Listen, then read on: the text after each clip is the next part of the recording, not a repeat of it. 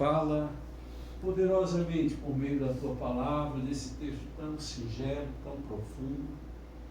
A nossa oração é que cada um, Pai, que aqui está, possa ser invadido, tocado, dinamizado no seu interior para poder viver a paz que excede o entendimento, e lançar sobre o Senhor toda a ansiedade, todo medo, e ter fé.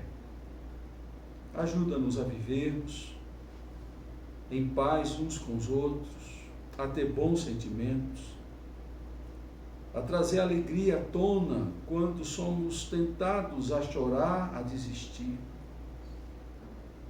Traz princípios e posturas que são comuns àqueles que amam e que te servem.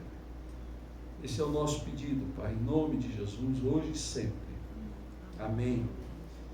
Eu quero convidá-lo a ler comigo aqui em Filipenses capítulo 4. Nós vamos hoje de 1 a 9. É um texto assim, Paulo entra no aspecto pessoal, ele fala a pessoas, ele fala como um pastor, depois de ter dado orientações práticas, doutrinárias, ele agora quer falar ao coração, ele quer falar do que ele sente, quer tratar de relacionamentos, quer incentivar pessoas. O coração pastoral de Paulo está aqui nesse texto. E vamos ler juntos.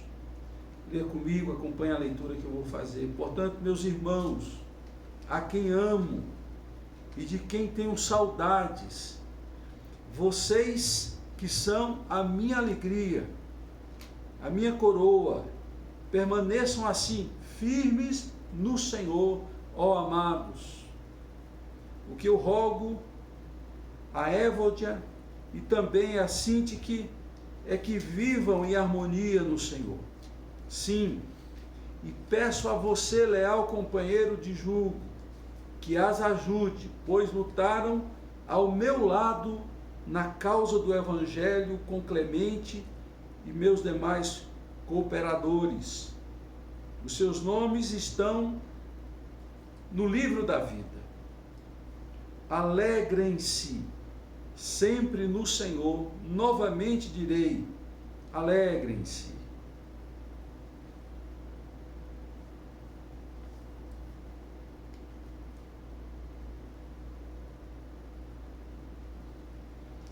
Não andem ansiosos por coisa alguma, mas em tudo, pela oração e súplicas e com ações de graças, apresentem seus pedidos a Deus, e a paz de Deus, que excede todo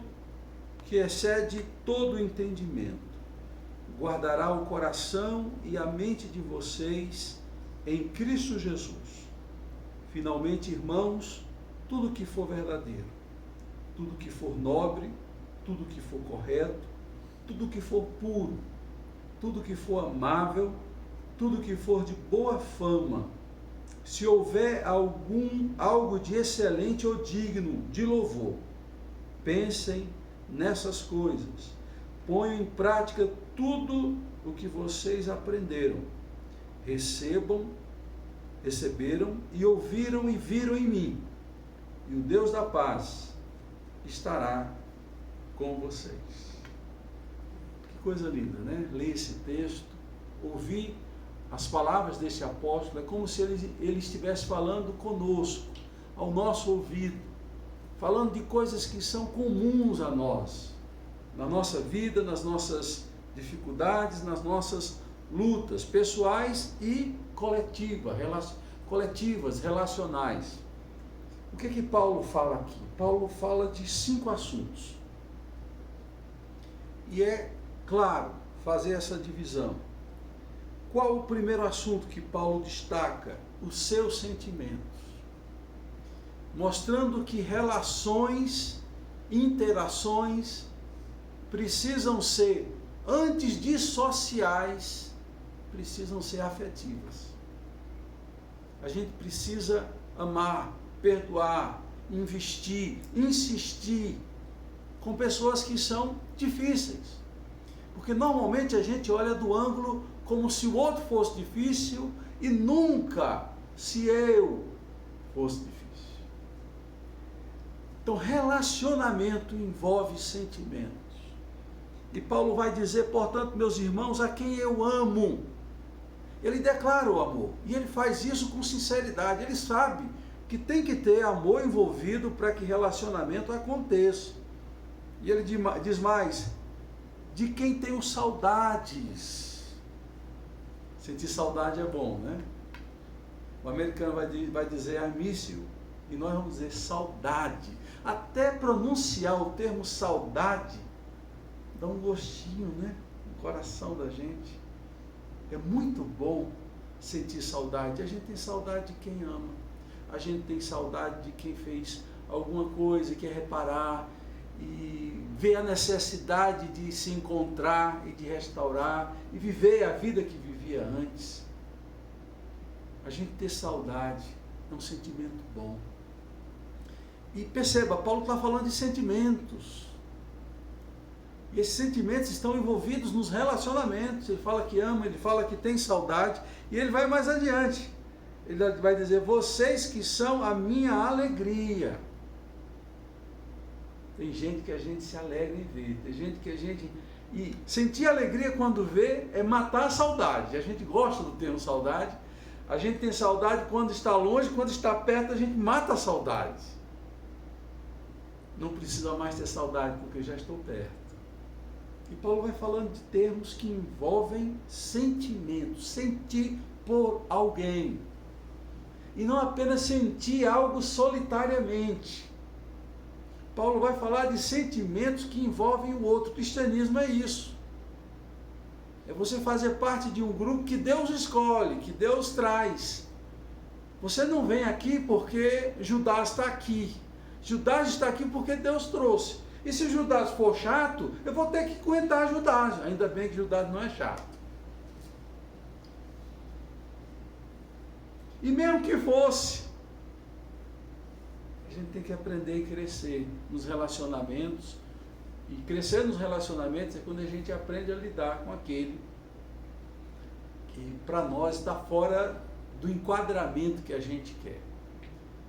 Porque como se diz, pior que o muçulmano xiita é um cristão chato. Então, quando você consegue se relacionar bem, você está vivendo o que Jesus trouxe para a gente como propósito. E Paulo vai dizer, vocês são minha alegria.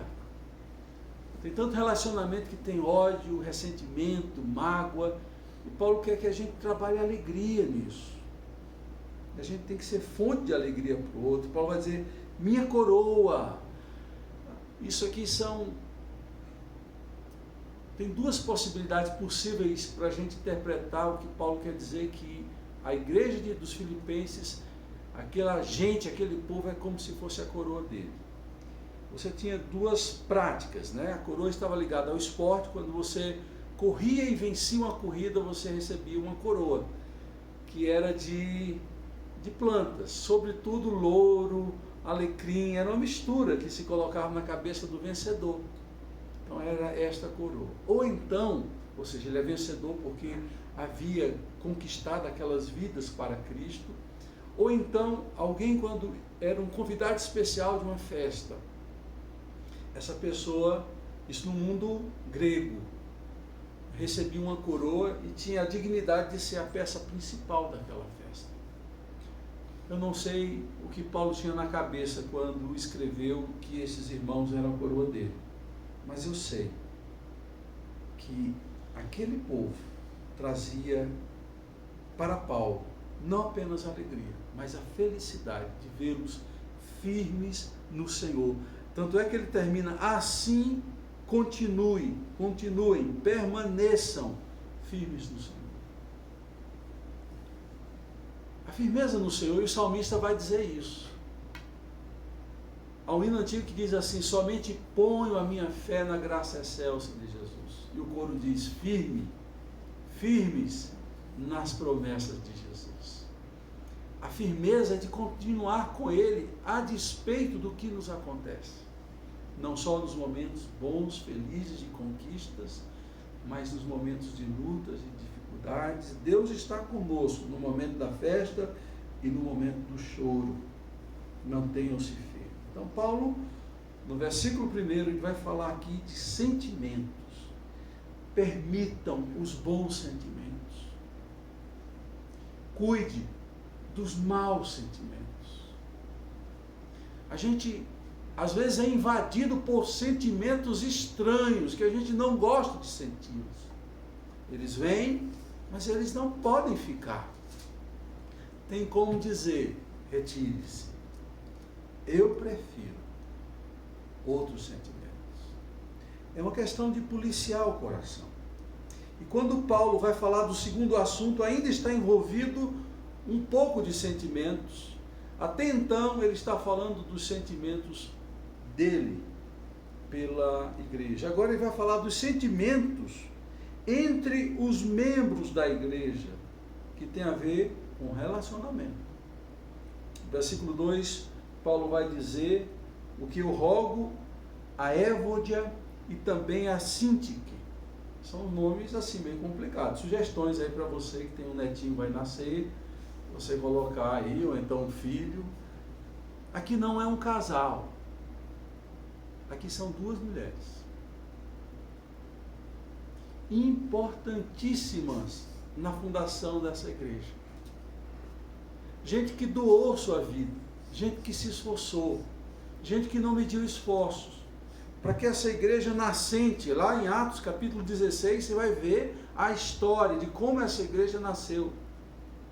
E Paulo vai dizer que essas duas mulheres estavam envolvidas juntamente com o Clemente aqui, que eu nunca ouvi falar, mas que também estava muito presente, muito envolvido na fundação dessa igreja. E essas duas mulheres começaram a se estressar, as duas. Alguns estudiosos dizem que a igreja não tinha templo antigamente, a igreja se reunia nas casas, era comum um grupo se reunir na casa de Évódia e outro na casa de Síntique. E aí entra aquelas confusões que normalmente acontecem quando tem gente no meio. Aí eu gosto mais dessa, aí eu gosto mais daquela. Eu penso desse jeito, a outra diz, eu não penso assim. Veja como o vírus da divisão, da ruptura, está presente não só nos relacionamentos em casa, na sociedade, na política e também dentro da igreja. A Bíblia fala do que acontece na vida real para dizer, vocês são humanos e só Deus, quando há abertura no coração de vocês, esse tipo de milagre acontece na abertura do coração da gente. Quando existe arrependimento, quebrantamento, humildade, aí Deus começa a agir e a restaurar. Paulo não concebia a ideia de que essas duas mulheres tão importantes para o reino de Deus, ele chega até a dizer que o nome delas está escrito no livro da vida. E uma coisa interessante aqui, Paulo faz um pedido na carta, depois que cita a situação delas, que ele está rogando a uma e a outra que vivam em harmonia. Tem coisas mais importantes e maiores do que vocês, dos gostos de vocês, das ideias, daquilo que vocês pensam, dos caprichos que a gente tem no coração. Vocês iniciaram essa igreja que vocês estão, vocês foram fundadoras disso. Não destruam aquilo que vocês semearam. E Paulo está chamando a atenção para o bom sentimento, a humildade, o quebrantamento, o arrependimento. Aí ele faz algo aqui que me chama a atenção. Ele vai dizer para alguém que a gente não sabe quem é uma das pessoas que estão recebendo essa carta, e vai dizer assim no versículo 3, sim, e peço a você, leal companheiro de jugo, que as ajude. Tem situações em que amigos, irmãos, precisam de alguém que seja maduro, que seja um mediador, que diz, gente, vamos assentar aqui, vamos conversar e eu vou ajudar vocês. Às vezes no casamento é assim, o casal precisa de um terceiro para dizer assim, olha, vocês estão tão envolvidos, cada um com as suas feridas, cada um com suas tristezas, que vocês não conseguem ver. Mas tem uma luz, olha, tem como ligar isso aqui. Ele pede a alguém da igreja, não cita nome, para ajudar as duas. E certamente essas mulheres eram umas senhoras, nós não temos a idade delas, mas era alguém que tinha uma certa repercussão no meio da comunidade. E alguém diz assim, como é que eu vou ajudar uma pessoa que tem 60 anos, 70 anos, mais velho do que eu? Não, gente. Se você for bênção de Deus, você pode ter 20, 17 anos e ajudar alguém. Sentar com duas pessoas e dizer, vamos resolver isso. Eu lembro que quando eu me tornei pastor aos 22 anos. Você imagina isso? Eu, aos 22 anos, era pastor ordenado, à frente de uma igreja. Quando me chamavam de reverendo, eu olhava assim, será que é comigo que eles estão falando? Será que é comigo que eles estão falando? E eu ajudei muitas pessoas a partir dali, com 22 anos. Eu sentava com pessoas mais velhas do que eu e dava uma palavra. Então Paulo está falando aqui de relacionamento, está falando de gente que quer ajudar o outro, e ele percebe o valor dessas mulheres. Ele não encontra uma lata de lixo, vocês agora estão reprovados, não tem mais lugar aqui na igreja para vocês. Tem sim. Tanto é que ele vai dizer que o nome delas está escrito no livro da vida, no final do versículo 3. O terceiro assunto, falei para vocês que Paulo fala de sentimentos bons do coração pastoral dele. Depois, no segundo assunto, eu disse que Paulo vai falar dos relacionamentos dos outros e de como construir pontes e não muros, e de como nós podemos ajudar a reconciliar pessoas para terem sentimentos bons. Terceiro assunto, Paulo vai falar de alegria, que é um outro sentimento, mas que ele isola, como se fosse um grande mandamento, uma grande ordem, para que a gente possa vigiar o coração da gente quando a gente está triste. Houve uma notícia triste. Quando a gente acorda naquele dia, e eu sei que você tem um dia que você não acorda bem. Eu de vez em quando eu acordo e eu digo assim, hoje eu não estou bem. E não tem problema você não estar bem um dia. Tem dia que a gente não está bem. Tem gente que a gente acorda com a pá virada. É assim. Mas a gente para, ora. O que a gente faz? Ora. E algo acontece no nosso coração, no nosso interior. Acontece porque a tristeza vai dar lugar à alegria. Versículo 4 e 5, Paulo vai dizer, alegrem-se sempre no Senhor. Novamente direi, alegrem-se. E alegrem quando? No momento da festa, o texto bíblico diz sempre. E sempre é sempre. Eu não preciso tentar explicar o óbvio. Sempre é sempre. Agora é difícil. O problema é que a gente não tenta reverter. A gente, na nossa normalidade humana, a gente diz, é assim mesmo, eu estou triste, vou ficar triste até cansar de ficar triste. Não, a gente diz assim, Senhor, eu estou triste, não está bem, meu coração não está bem, me ajuda.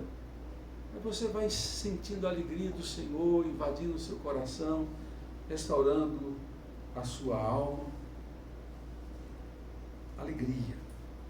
E algo interessante, queridos, Paulo vai dizer que a alegria é imprescindível por uma razão muito básica, porque gente triste fica mal-humorada.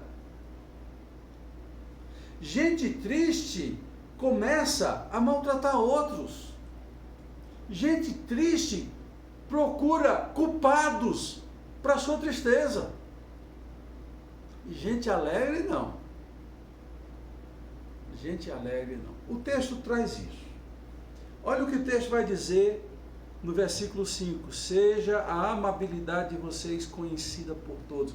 Ele fala isso depois de dizer, alegrem-se. Se o triste é mal-humorado, o alegre é amável. É gente boa. É gente solícita. É gente compassiva. Então Paulo está falando de alegria.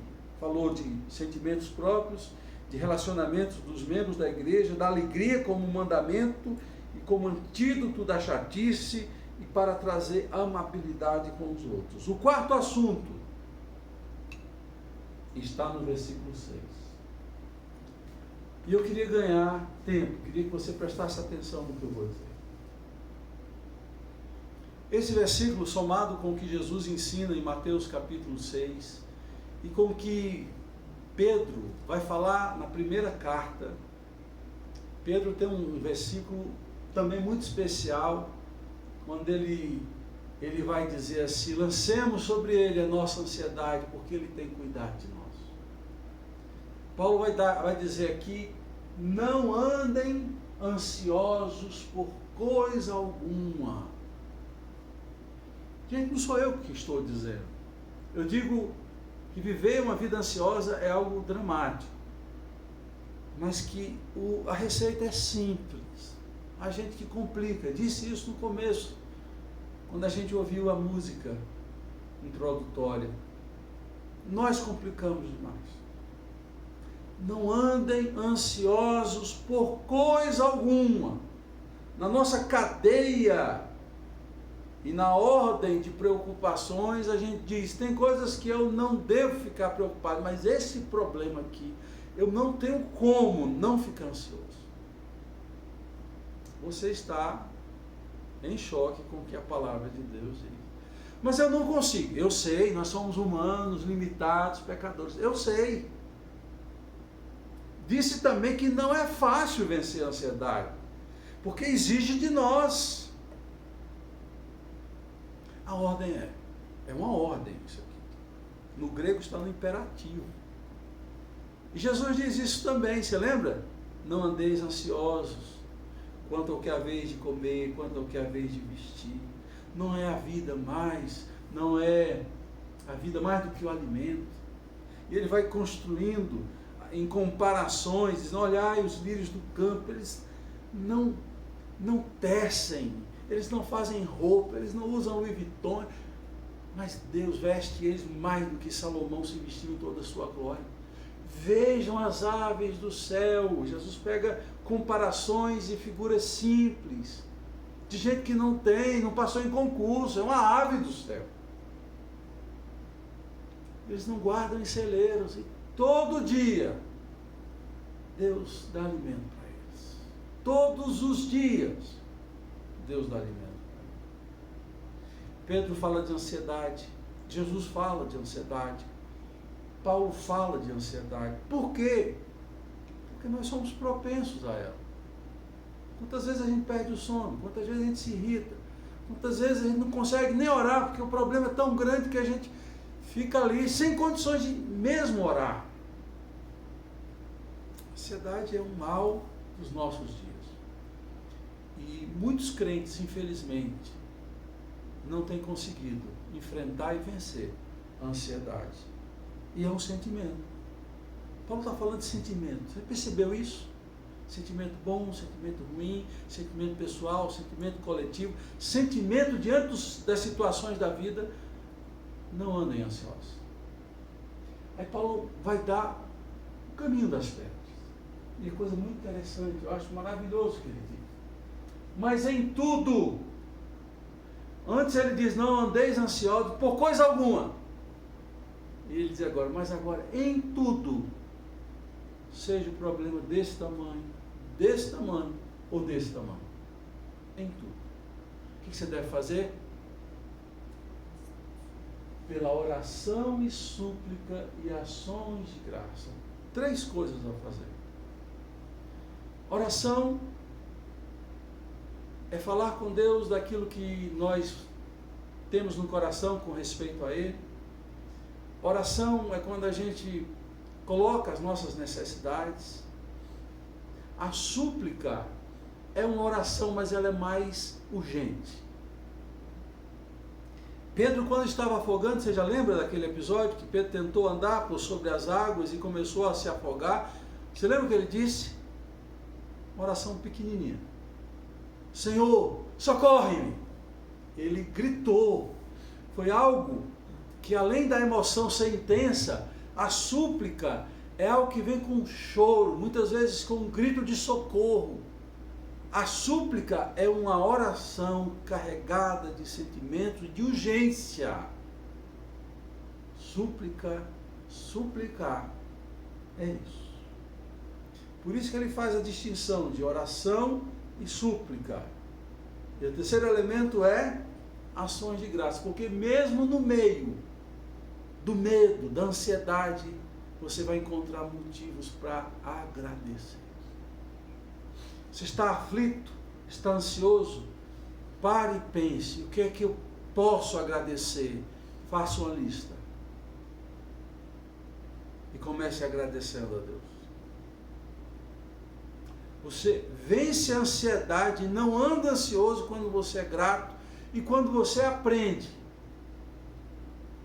Quando o medo bate a porta, colocar diante de Deus, com oração ou com súplica. E eu vou dar uma dica para vocês. Eu não sei quantos aqui, quando estiveram em momentos de impotência e de medo, de ansiedade grave, tentaram orar e não conseguiram. Eu vou dizer aqui que 90%. Eu estou sendo generoso.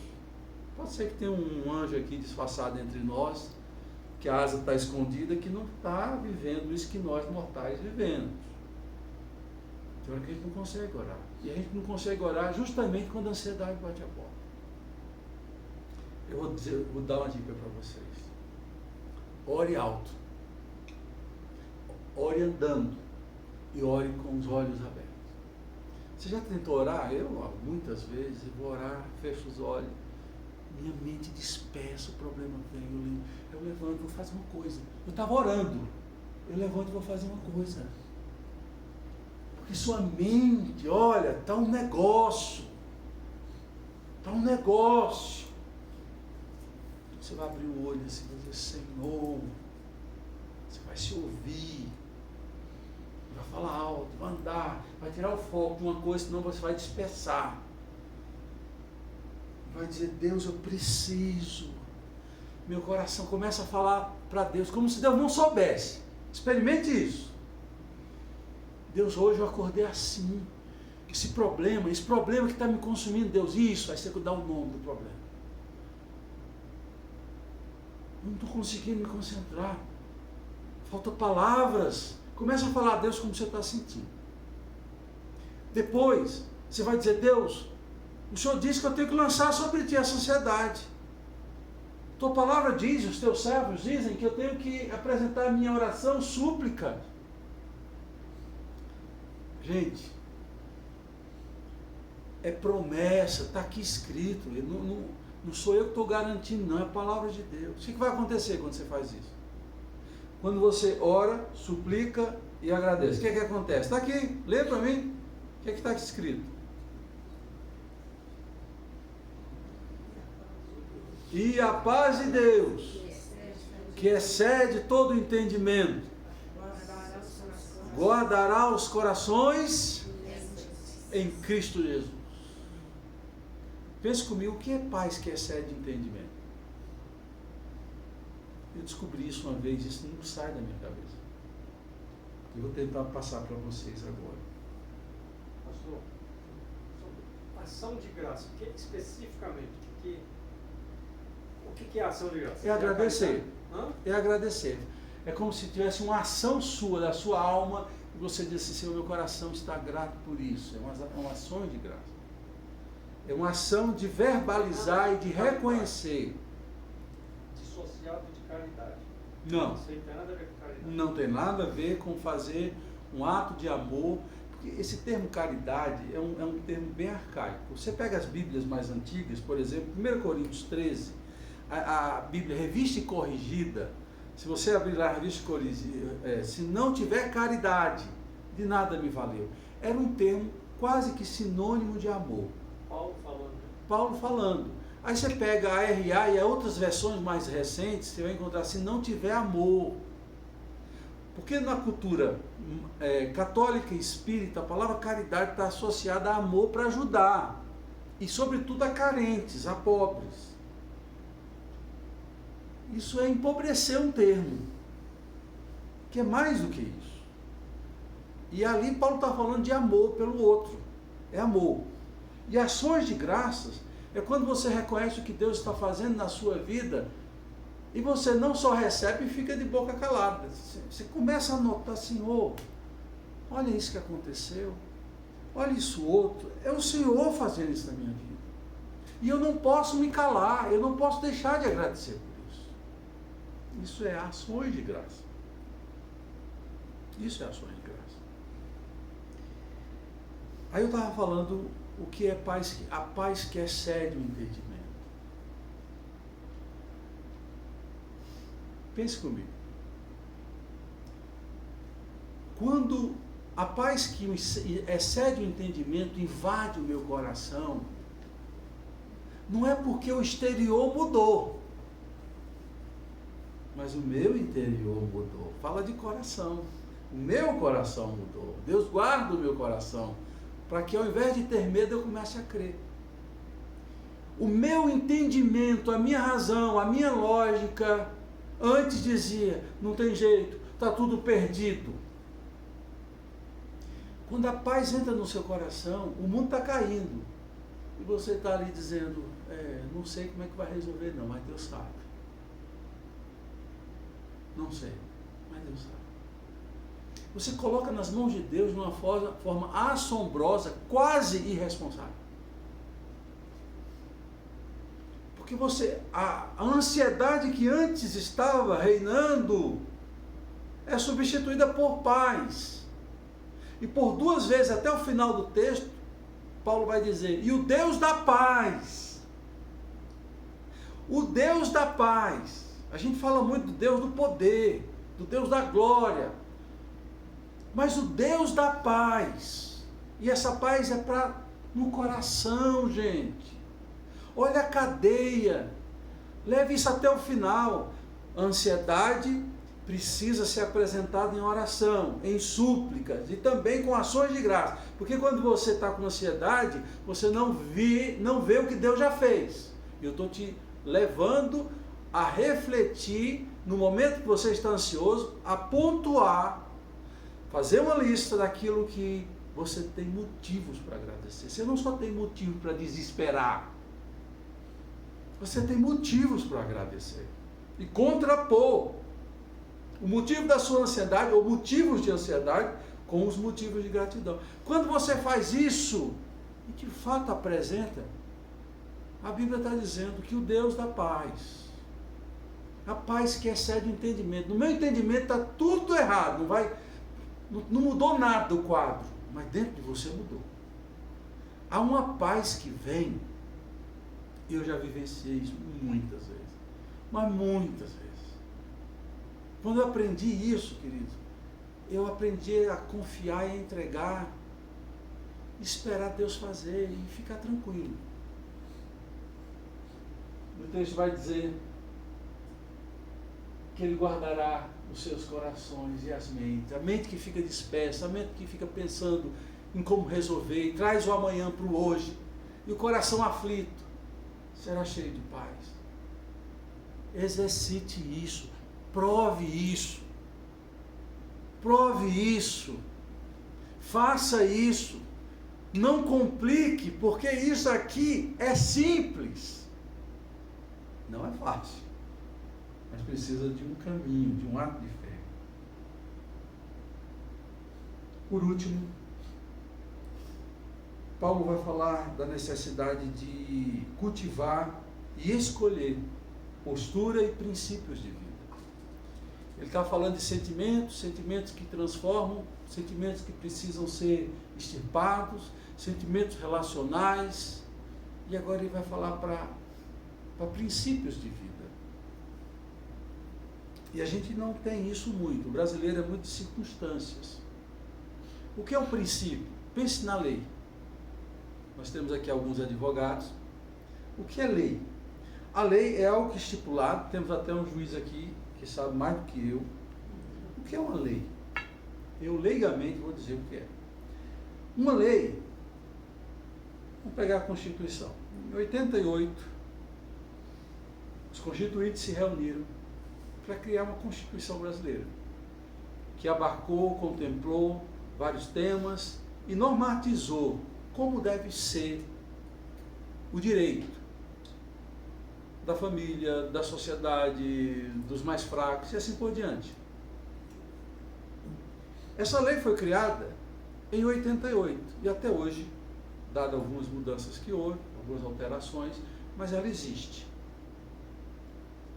E por que ela precisa ser preservada e aplicada? Porque ela não tem o fator momentâneo. O que é o fator momentâneo? Eu acho que aqui não está certo, eu vou mudar essa lei aqui, porque dada a circunstância do momento, eu vou mudar a lei.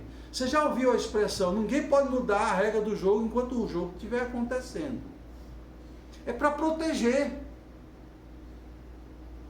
É para proteger. Então você vive por princípio, por regras, que são, nós, sobretudo espiritualmente, regras eternas, a palavra de Deus. A gente não pode relativizar. Isso pode para agora, mas amanhã isso não pode. É uma regra fixa. Até que mude a Constituição, é aquilo que vale. Eu estou falando isso por quê? Porque princípio é mais ou menos parecido com lei. Princípio é quando você entende que postura de fé, de conduta, não é só para alguns momentos, mas é postura de vida. Em qualquer situação, é aquele princípio. Eis que Paulo vai dizer, esse texto é muito conhecido. Versículo 8. Finalmente, irmãos, tudo que for verdadeiro, o princípio de ser verdadeiro, deve nortear a minha vida. Não só no que eu falo, na minha vida precisa ser verdadeiro. Então, um princípio da verdade. Tudo que for nobre, tudo que for correto, olha, então você vai se pautar, se nortear por princípios que vão reger as circunstâncias e momentos.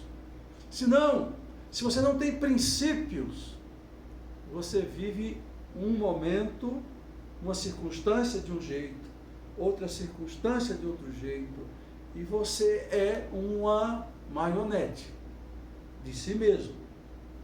Mas quando você tem princípios, você diz, eu não posso fazer isso, porque isso não é nobre.